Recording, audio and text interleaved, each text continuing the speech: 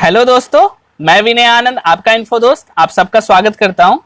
दोस्तों आज का जो टॉपिक है उस टॉपिक का नाम है प्रेसिस। ओके, आज हम लोग जानेंगे कि प्रेसिस क्या होता है, इसको किसने दिया है और कौन कौन से ऐसे चीजें हैं जो आपके एग्जाम में इससे रिलेटेड पूछी जा सकती हैं।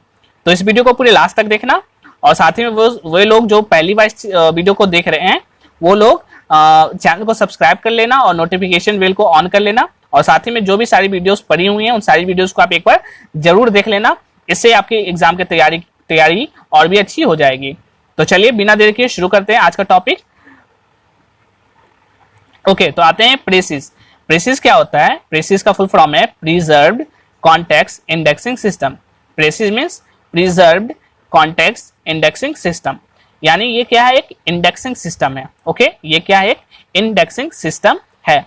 तो इंडेक्सिंग सिस्टम मीन्स क्या हुआ कि ये इंडेक्स बनाने की तरीका, यानी इंडेक्स को बनाने का जो तरीका है, इंडेक्स बनाने का जो प्रोसेस है, that process is called indexing system. Okay, तो इंडेक्स क्या होता है?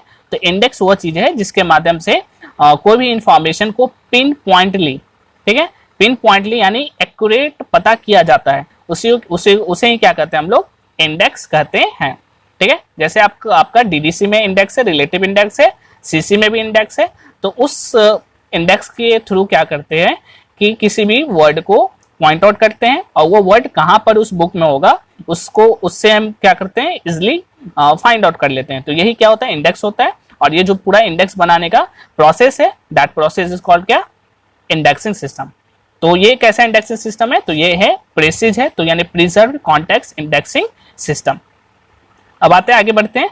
तो क्या इसको डेवलप किया है डर्क ऑस्टिन ने? डेवलप्ड बाय डर्क ऑस्टिन इन 1971। 1971 में डर्क ऑस्टिन ने प्रेसिस को डेवलप किया है for the subject indexing for the British national bibliography, BNB के लिए। ठीक है, ब्रिटिश नेशनल बिब्लियोग्राफी के लिए प्रेसिस को डेवलप किया गया था 1971 में डर्क ऑस्टिन के द्वारा।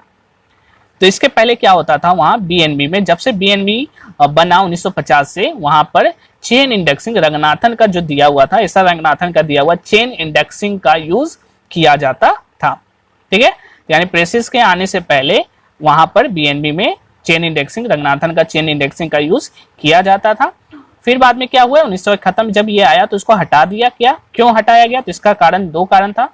पहला तो माल का डेवलपमेंट हो चुका था और प्लस जो BNB अब क्या आ गए थे? कंप्यूटराइज हो गए, कंप्यूटर का युग आ चुका था, तो कंप्यूटराइज हो गई। तो कंप्यूटर होने के कारण क्या हुआ? वहां पर चेन इंडेक्सिंग में कुछ प्रॉब्लम आने लगे, जिसके कारण प्रेसिस को डेवलप किया गया, जो कि एक कंप्यूटर बेस्ड इंडेक्सिंग सिस्टम था। ओके, बाद में ये जो प्रेसिस है, प्रेसिस को भी बाद में रिप्लेस कर दिया गया। बाद में इसका नाम पड़ गया कॉम्पास, COMPASS। इससे 1990 में लाया गया। ओके, नेक्स्ट आगे बढ़ते हैं। नेक्स्ट है कॉन्सेप्ट ऑफ प्रेसिस। प्रेसिस का कॉन्सेप्ट किस पर बेस्ड है? तो प्रेसिस का जो कॉन्सेप्ट है वो तीन चीजों पर बेस्ड है। ठीक है, कौन कौन सी ये तीन चीजें हैं? तो ये है टर्म, दूसरा है स्ट्रिंग और तीसरा है रोल ऑपरेटर। ठीक है, ये तीन चीजों पर जो प्रेसिस है उसका कॉन्सेप्ट बेस्ड है, कॉन्सेप्ट बना हुआ है। तो ये तीन चीज कौन सी है? तो ये तीन चीजें हैं term, string and role operators. तो टर्म क्या है? तो टर्म क्या है? Term is a verbal representation of a concept, it may consist of one or more words. Term क्या है? ये वर्बली रिप्रेजेंटेशन करता है किसी भी कॉन्सेप्ट का। ठीक है, जब आगे देखेंगे तो समझ में आएगा। तो ये क्या है? टर्म का मतलब क्या है? तो टर्म जो भी कॉन्सेप्ट है उसको रिप्रेजेंट करने का काम करता है टर्म, और जिसमें एक या एक से अधिक वर्ड हो सकते हैं। नेक्स्ट है स्ट्रिंग। स्ट्रिंग क्या होता है? ये स्ट्रिंग है an order sequence of component terms excluding articles, connective, preposition etc proceeded by a role operators is called as string. The string represent the subject of the document. तो कह रहा है क्या? स्ट्रिंग क्या होता है? स्ट्रिंग को कहा जाता है रोल ऑपरेटर।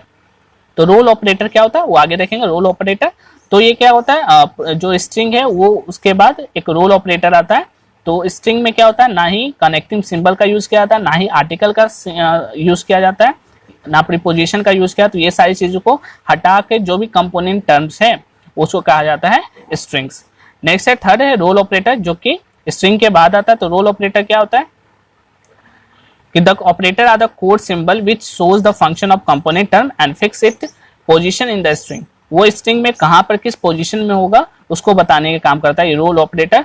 और ये जो तीनों चीज है, ये तीनों चीज जो ये खासकर रोल ऑपरेटर है, ये रोल ऑपरेटर और बस क्या है, this role operators are meant for the guidance of the indexer only and do not appear in the index entry. जब इंडेक्स तैयार किया जाता है तो उसमें रोल ऑपरेटर, जो भी रोल ऑपरेटर्स हैं उनका यूज वहां पर लिखा हुआ नहीं होता, यानी वो दिखता नहीं है, लेकिन उसका यूज किया जाता है किस लिए, फॉर द गाइडेंस के लिए, यानी गाइडेंस के लिए उस रोल ऑपरेटर्स का यूज किया जाता है, लेकिन उसे लिखा या दिखाया नहीं जाता है।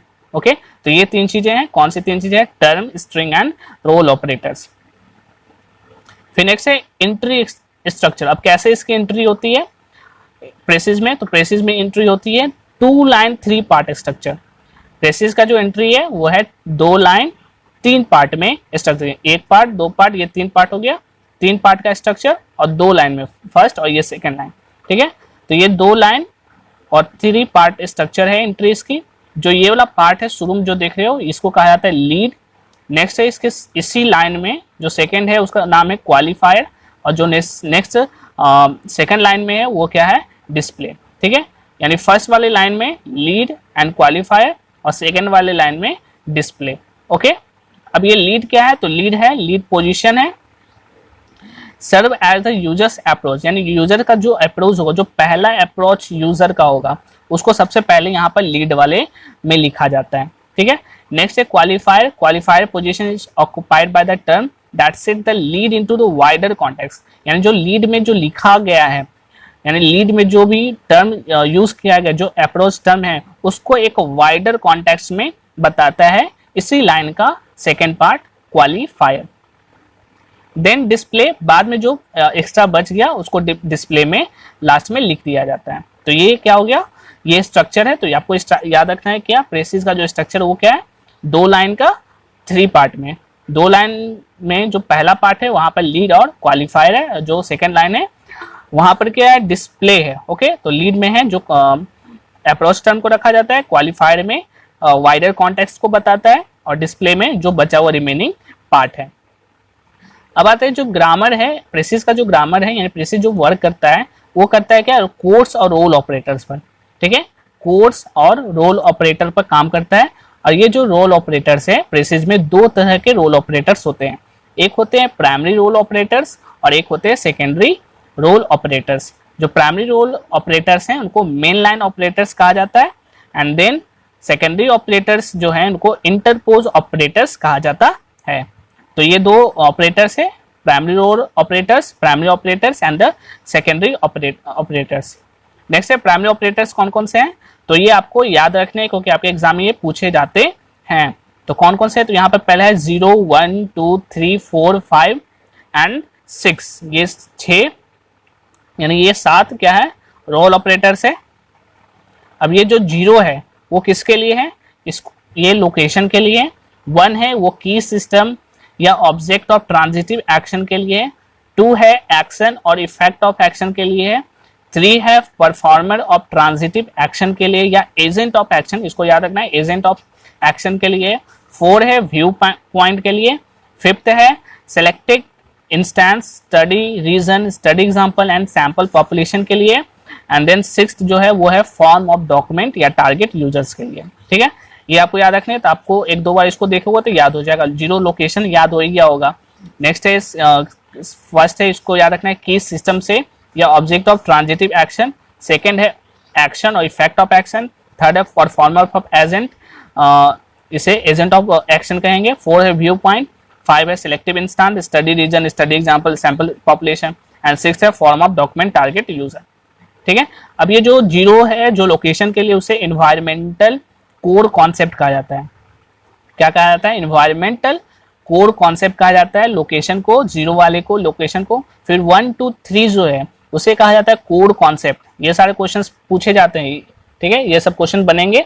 तो कोर ऑपरेटर्स, कोर जो कोर कॉन्सेप्ट है वो क्या है? 1, 2, 3, 1, 2, 3 क्या है? कोर कॉन्सेप्ट है।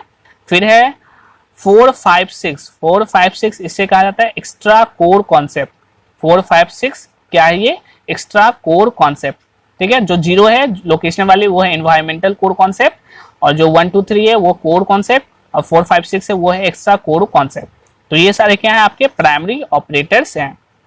नेक्स्ट बढ़ते हैं, नेक्स्ट है सेकेंडरी ऑपरेटर्स। तो नेक्स्ट सेकेंडरी ऑपरेटर्स क्या है, ये 3 पार्ट में है। एक है कोऑर्डिनेट कॉन्सेप्ट, एक है 4 डिपेंडेंट एलिमेंट्स और एक है 4 स्पेशल क्लास ऑफ एक्शन। ठीक है, कौन कौन से, ये देखो एफ और जी। ठीक है, एफ जी ये है कोऑर्डिनेट कॉन्सेप्ट, फिर है पी क्यू आर ये है डिपेंडेंट कॉन्सेप्ट और एस टी यू ये है special class of action.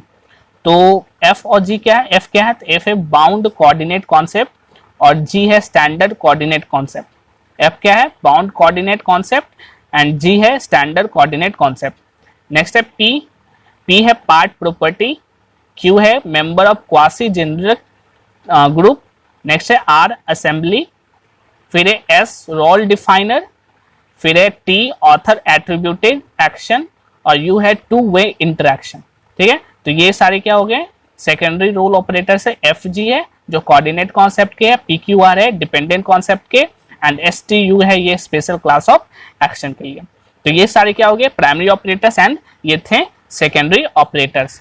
Then next बढ़ते हैं, नेक्स्ट है कोड्स। तो कौन कौन से कोड्स है, तो कोड्स है यहाँ पर है $X, $Y, $Z, $A, $C, $D। ठीक है, ये सारे कोड्स है $X, $Y, $Z, $A, $C, $D। जो $X है उसको कहा जाता है first concept in coordinate theme, $Y है वो second concept in subsequent theme, $Z है कॉमन कॉन्सेप्ट, $A है कॉमन नाउन, $C है प्रॉपर नेम एंड $D है प्लेस नेम। तो ये सारे क्या हो गए, ये सारे कोड्स हैं। ठीक है, तो ये सब कोड्स से भी क्वेश्चन पूछे जा सकते हैं, तो इसे एक बार देख लेना जरूर। मेरे ध्यान में तो अभी तक शायद पूछे नहीं गए, हो सकते हैं पूछे जा सकते हैं। ठीक है, तो ये सारे क्या हो गए कोड्स हो गए और इसके पहले हो गए प्राइमरी ऑपरेटर्स और सेकेंडरी ऑपरेटर्स। तो ये सारी चीजें हो गई और साथ ही में क्या हो गए ये इसका जो ग्रामर वो काम करता है, 2 प्राइमरी ऑपरेटर्स सेकेंडरी ऑपरेटर्स और ये जो स्ट्रक्चर याद रखना है कि लीड क्वालिफाइड डिस्प्ले और ये है 2 लाइन 3 पार्ट स्ट्रक्चर है। और इसमें क्या है ये 3 इसका कॉन्सेप्ट 3 चीज पर काम करता है, टर्म स्ट्रिंग और रोल ऑपरेटर्स। ठीक है, ये सारे क्या हो गए आपके प्रेसिस के बारे में, फिर प्रोसेस कैसे बना, फिर कहाँ पे इसका यूज किया जाता और किसने बनाया, तो ये सारी बातें आपका यहाँ पर कंप्लीट हुआ है। तो आई होप ये सब बातें आपको समझ में आई होंगी। तो मुझे कमेंट करके बताना कि आपको कैसा लगा और साथ ही में कोई भी सजेशन हो, कोई भी परेशानी हो, कोई प्रॉब्लम तो मुझे कमेंट करना और साथ ही में कुछ और भी आपको गाइडेंस चाहिए या कुछ पूछना हो तो मुझे इंस्टाग्राम पे मैसेज करना। ठीक है, तो चलिए आज की वीडियो में यहाँ तक रहने देते हैं इसे। तो चलिए आपकी तैयारी अच्छी हुई।